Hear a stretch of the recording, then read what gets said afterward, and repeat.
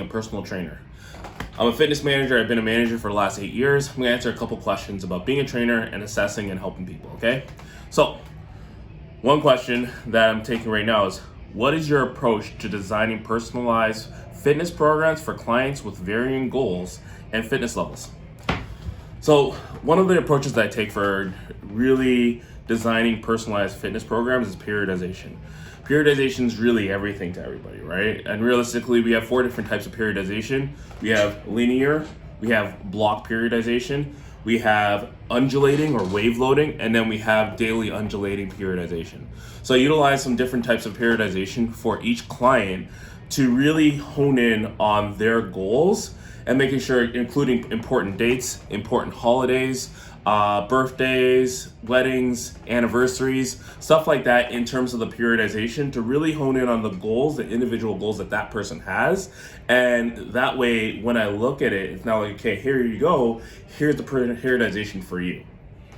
And that's really what it is, because whenever you meet a client, you want to make sure that you're meeting them on their level and then really honing in for them.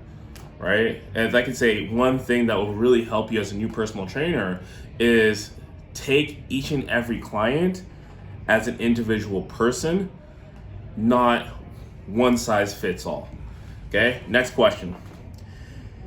Can you describe the process you use to assess clients' physical abilities and create tailored workout plans to help them achieve their fitness goals? Okay, so the one assessment that I use to really tailor in everything for everybody is a squat assessment. Now, I go through a 7-step assessment. One assessment is breathing, the other is squats, lunge, the long lever plank, push-up, overhead extension, and then a hip extension or a hip raise.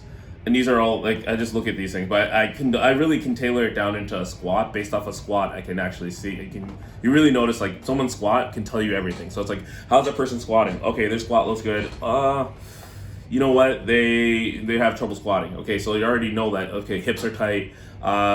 Maybe there's some low back problem. They're an office worker. They're having trouble because their seat's always high, so they're having trouble standing up or going down lower. So I can go down to one assessment. It would be the squat, and based off of that, that's how I would tailor a workout. So in an assessment, I would utilize a basic assessment that I utilize with most people when they come in. If it's a lower body, if someone says I want to do legs, then I'll do a squat, a movement like a lunge or a Bulgarian split squat. Then I'll go into sled pushes and some sort of core exercise. If it's an upper body movement, I will take a look at their push-up. Then I'll go into some sort of dumbbell movement, a row, a variation of a row, a ball slam or a ball throw, and some abdominals. And that's where I really leave it to those 2 things, either upper body or lower body on assessments. And I pick 4 workouts to really blast. And then the last workout's always something that's gonna blast them, where they feel like, oh my gosh, that was really hard. And that makes it a bit more difficult. Okay, so number 3, how do you stay up to date with the latest developments and trends in the fitness industry to ensure that your training methods are current and effective?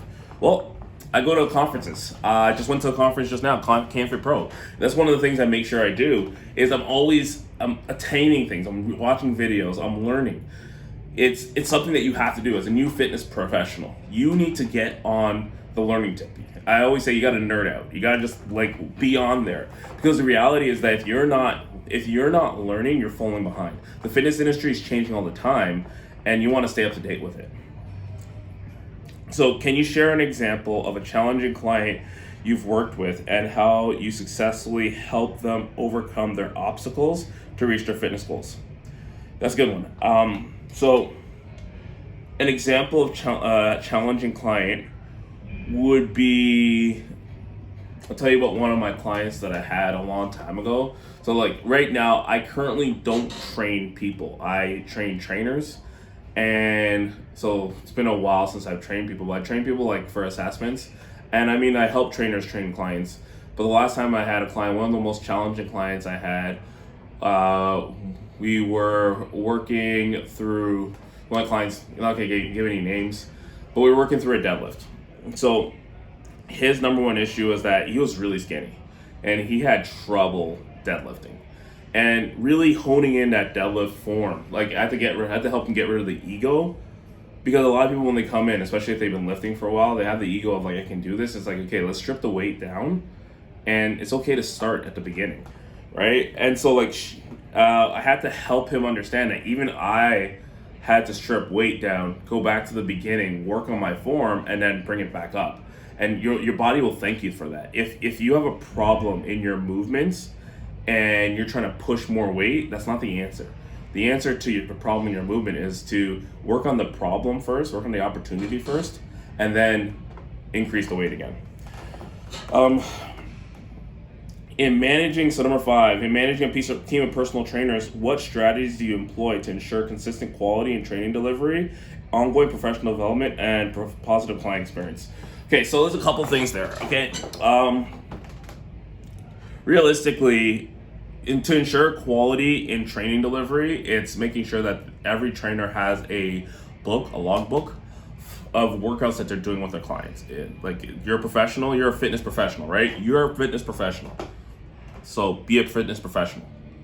Show up with your workbook on. You're working in a big box gym, wear your name tag. Be a professional. Don't be a slob. A lot of times trainers get lazy. And especially, I find that the worst is the trainers who have been trainers for a very long time. The reason why is because when you've been settled into your ways, it's like bad driving, right? And it still gets the results. Like if I can drive like this to downtown Toronto and no one's stopping me, I'm still getting there. But the issue is that now I'm an Uber driver and I'm driving like this as an Uber driver. Yeah, I might get some good reviews, but I'll have some people be like, that was highly unprofessional. I felt like unsafe and I didn't feel like the person was really caring, right? And that's kind of the issue with a lot of trainers, is that they need to treat it like it's day one. And that's the biggest thing. Can you treat it like it's day one again? Can you treat it like when you first started? Can you be like happy like when you first started? And if the answer is no, then you got to figure out what gets you back there. And so I really work on that to ensure that there's consistent quality in training. And then we do weekly T&Ds. So we do weekly training and development meetings. The training and development meetings, one is we have 2 meetings so far. And the one meeting is strictly around exercise. The other one's around skills, the soft skills. So I do a hard skill meeting and a soft skill meeting. The hard skill meeting is just like on the floor stuff. And then the soft skill meeting is business communication and working through script packages. And realistically, that helps with the ongoing professional development and making sure that's a positive client experience. No one's perfect. And so I look at it like practice. And like a lot of times when you come from a sports world or a sports background, it's easy to think about practice. But when you don't come from a sports background, so I have a lot of people that got into fitness not because they were in sports, it's just because what fitness did for them. And then that's great. But now it's like, hey, you're now in performance. So how are you going to make that work? You practice. You have to practice. If you don't practice, then like how are you getting better? Right? So like I utilize that to really hone in on the skill set of keeping a tight personal training group. Then that's pretty much it. So that's the 5 questions that I have. I want to get on camera and really answer those 5 questions that I had from people. If you have any questions, feel free to email me. My email is at the bottom, right down there. It's Manny Fraser at outlook.com. That's one email. A lot of different emails, but that one, you can contact me on that one.